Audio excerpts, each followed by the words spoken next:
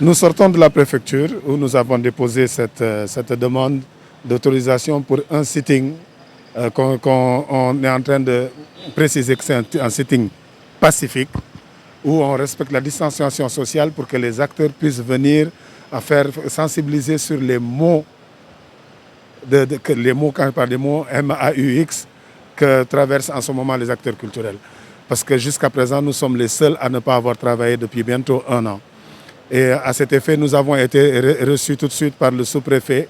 qui nous explique qu'il sera difficile de nous donner cette autorisation et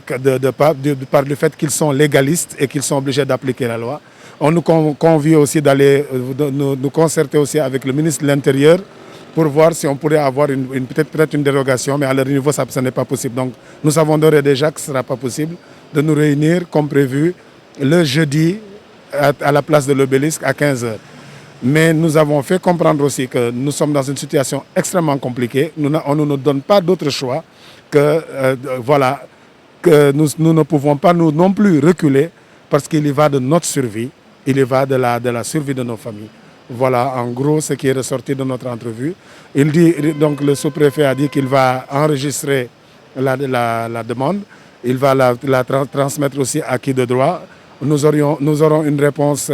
écrite dans les heures qui suivent et nous sommes là à l'écoute en espérant que ça pourra faire changer d'avis. Nous sommes parmi les premiers impactés de la Covid.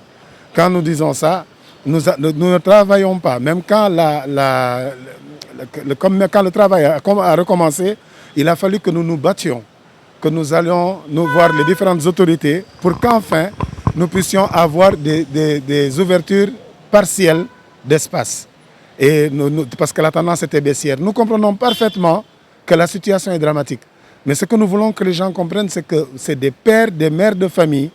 à qui on a laissé ouvrir les écoles, on a laissé ouvrir les marchés et que ces pères de famille et mères de famille sont des gens qui n'ont aucun revenu pour envoyer leurs enfants à l'école ou pour aller au marché eux-mêmes. Et donc pourquoi stigmatiser cette partie de la population qui a été le plus sensibilisée? Il y a beaucoup plus de risques, vraiment beaucoup plus de risques dans des transports en commun, dans les marchés, que dans les espaces où nous nous produisons, où les gens sont assis juste pour regarder un spectacle. Nous, ce que nous demandons, c'est que, aussi bien de la même manière qu'on a pu laisser travailler des gens dans le respect des mesures barrières, nous avons déjà signé un protocole sanitaire avec les autorités pour le respect de ces mesures barrières dans le cadre de notre travail. Donc nous sommes très conscients qu'il y a une deuxième vague, mais ça n'empêche pas aussi les autres secteurs de travailler.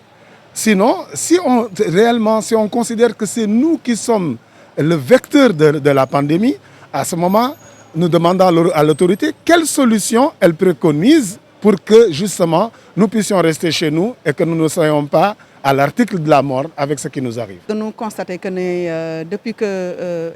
l'État du Sénégal a jël mesure ne dafay dindi tout ce qui est rassemblement, ñun tamit suñu côté depuis mois de mars liggéey ñu te am na fi benn liggéey boo xam ne que ne xawoon nañ ko def ak ministère de l'Intérieur, ministère de la Santé et également de la Culture pour au moins ñu ubbi yenn espace de diffusion yi muy restaurant yi bar yi ak hôtel yi. Donc am tuuti rek acteurs yu nga xam ne xawoon nañu commencé un peu di ci suturlu. Donc depuis avant-hier on a remarqué que ne y a ñetti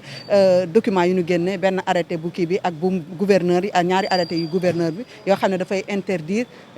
diffusion de musique partout. Donc loolu ñun tamit nag ñu naqarlu ko parce que lu tax ñu koy naqarlu parce que tout simplement moom mooy que ne depuis mois de mars ñun liggéey ñu ça fait 10 mois que la culture dafa tombé par terre et que je pense que ne État du Sénégal buy jël yoon yooyu mesures yi il faut que mu calculer il faut que mu def ko en concertation avec les acteurs. Donc nous on a décidé au niveau de la CAM que dañuy bind benn demande d'autorisation pour def benn sitting au niveau de la place de la Nation ex obélisque pour vraiment en respectant toutes les mesures barrières pour wane aussi sunu naqar wane ne que ne nangu wuñu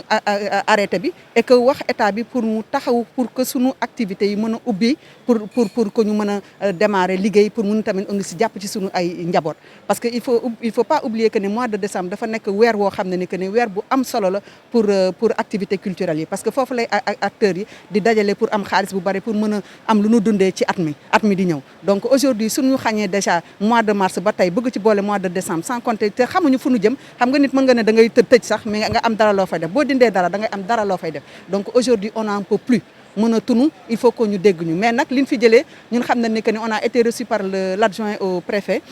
qui nous a vraiment bien reçu ñu ngi koy sant di ko gërëm wax ñu aussi que ne ñoom dañu tënku ci li nga xam ne que ne moom mooy arrêté bi nga xam ne que ne ministre de l'intérieur génn na ko di ñu wax ñaax aussi pour ñu dem gis ministre de l'intérieur parce que ñoom tamit mënuñu def benn dérogation parce que dañu interdire rassemblement ñun tamit wax nañ ne que ñun tamit duñu bàyyi parce que dañu nekk ci dëkk boo xam ne constitution bi daf ñu may pour bu ñu amee lu ñu naqari aussi ñu génn pour wax ko li ñu naqari dafa metti parce que sunu njaboot yi ñi ngi tas amatuñu liggéey sunu entreprise yi ñi ngi tëj nit yi ñi ngi jaay seen instrument xamatuñu fan la ñuy taxaw donc bu ñu xamatul fu ñuy taxaw nag ci état wu Sénégal moom moo jiite ñëpp moom mooy sunu ndey mooy sunu baay moom moo ñu war a wax fan la ñuy taxaw ak naka la ñu mën a def pour génn ci parce que aide bi naam dëgg la aide bi mu ñu aidé woon mais loolu jëriñu dara boo joxee nit 10 000 francs wala nga jox ko 20 000 wala nga jox ko 100 et quelques mille pendant 8 mois wala nga jël entreprise jox ko 5 millions 2 millions wala 10 millions mais jëriñu ko dara parce que il faut que ci liggéey quotidiennement la il faut que ñu am loo nga xam ne moom la ñuy dundalee suñu njaboot aujourd'hui on n'en peut plus Covid bi rey ñu arrêté yi ñoom ñoo ñuy rey ñun arrêté yi mi ngi ñuy rey te gisuñu solution boobu te vraiment lii nag ñun tamit duñ ko bàyyi ñun tamit dañuy dox suñu droit danañ ko kii parce que xam nañu ay sénégalais lañu defuñu ay nit yu am xam-xam ñoo nekk ci culture bi jàng xam seen yàq ak seen yelleef xam li constitution bi wax ñun tamit il faut que nit yi dégguñu il faut que dañuy génn même suñu bañalee sitting bi mais nan ñu woo wax ñu naka la ñuy mbir mi di doxee su fekkee ne xamuñu mbir ñu doxee ñun dañuy génn si bu yeboo ñu gàddu ñun ñëpp dugal ñu ci prison bi parce que amatuñu le choix on n'a plus le choix amatuñu choix sunu plan d'action au fait ñun il y a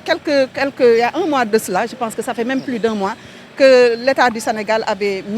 demandé au ministère de la Culture de travailler sur un plan d'action, de relance. Le plan de relance là, acteurs qui ñun coalition bi ak yeneen acteurs de la culture ñëpp bokk nañ ci ñu liggéey bu am solo boo xam ne c'est budgétisé vraiment def des propositions yu am solo et depuis que proposition yooyu ñu def ko ba tey jii nii dañu waxoon ne que ne première partie proposition bi dina génn sax ci mois yi ñu fin d'année bi mais depuis lors gisuñu dara ñun tamit danoo sonn suñu njaboot yi xamatuñu naka lañ leen di téye xamatuñu naka la ñuy def et que il faut que adduna bi yëpp dégg ñu il faut que sénégalais yëpp dégg ñu nekk suñu gannaaw ñu ngi ñaan acteurs culturels yëpp ñu den benn àndandoo ci combat bi parce que lii buñ ko bàyyee mu dem donc dafay nekk lu kii donc man j'en appelle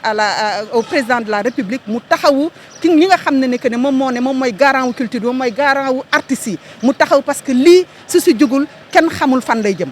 vraiment